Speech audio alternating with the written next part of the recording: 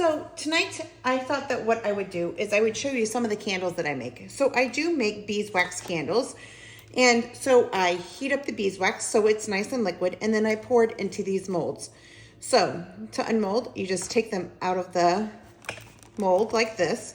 And then there's the wick at the top, which is the wick that you would burn, and the wick at the bottom, which is just how they come out of the mold. And so you just cut this wick at the bottom, kind of like this, and then you cut the wick at the top. So what most people don't realize is that the wick at the top needs to be pretty short on all candles.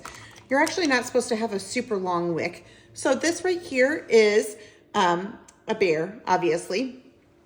Super cute. So let's see what other shapes I made. So the thing that I love about beeswax candles is, number one, they're super pure. Okay, so this is just beeswax. I don't add any scents. I'm not a huge scent person, so I don't add any scents to any of my candles. And then, oh, this one's tight. And I love the smell of beeswax. To me, it's almost like an antidepressant. It just makes me so entirely happy. Look at this. Isn't this so cute? So obviously this is a little ghost for Halloween. Let me just cut the bottom here. You should also never have a candle that is unattended. Let's move this over here. Let's see. Let's pick this one next. And this is a really cute shape, okay? This is our twisted shape. Again, just cutting the bottoms. So you should never burn any candle unattended. They can get out of control. You should also never burn the candle all the way down to the bottom. You should always leave about a ½ inch. All right. So I made all of these for my friend Jody. She loves my candles and has requested a bunch of different shapes. So I made her obviously that twisted one, the bear one, and then I have this super cute gnome. Again, just cutting off the bottom and then trimming the top wick. So I made all of these today. They're super easy to make, and it makes the house smell fabulous, honestly. All right, so some of the molds are different than the other ones. So this one literally just splits in half, and out comes this awesome pine tree. So this wick is perfectly centered right through the top.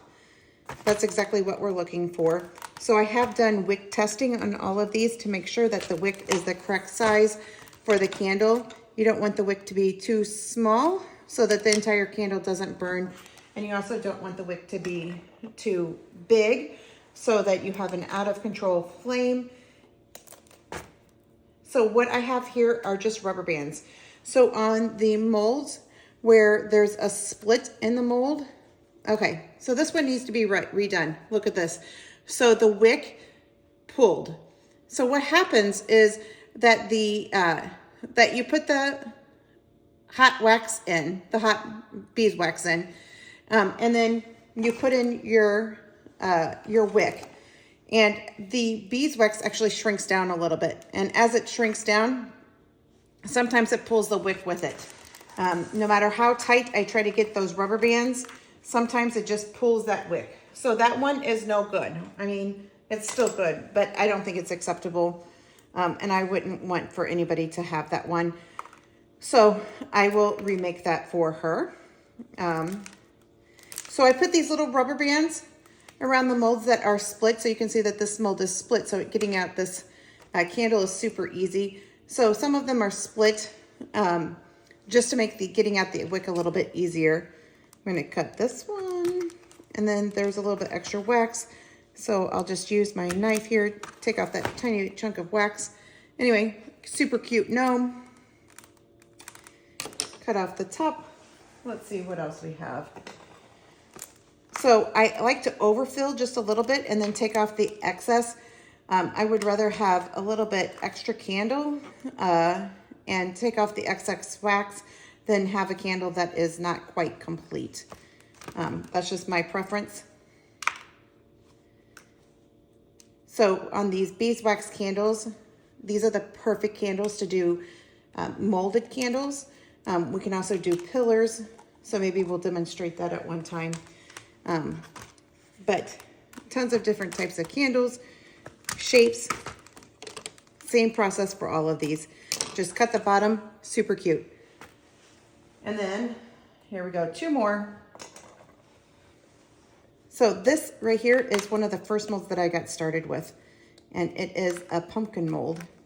And this candle is actually really, really heavy. There's, I think, like 16 or 18 ounces of beeswax in here, which is a huge amount. But I love this candle. Look at this. And the wick comes out perfectly through that stem. Anyway, I overfilled that a little bit, but that's okay. Just means she gets a little bit extra wax for a little bit extra burning. Cut the top. Ooh, look at that pumpkin. I love this pumpkin. All right, and then one final mold. Oh, these right here are to keep the wick centered, okay? So like I said, the wax does shrink. And this is really just a cute little mold. So it has a little bee on the top, a little honeycomb, and a little pillar. All right, so got that cut off the top. Perfect. So super cute. I love making beeswax candles. I love burning beeswax candles. That's primarily the type of candle that I burn here in the house. I actually don't burn a ton of candles, but whenever I make the candle, I love making the candles because I get to smell the scent. It's a very sweet kind of honey scent. It's delightful. All right, just thought you might be interested in seeing what I was doing tonight, making candles. Have a good one.